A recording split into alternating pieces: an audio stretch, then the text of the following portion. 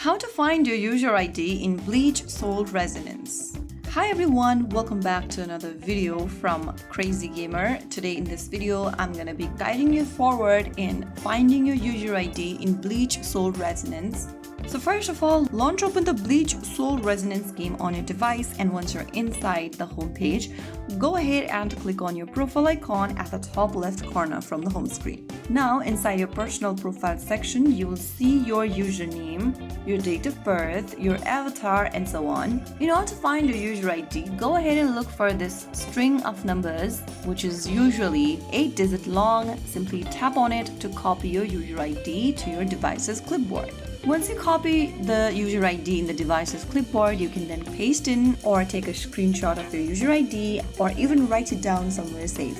It's a good idea to store your user ID somewhere secure in case you need it later.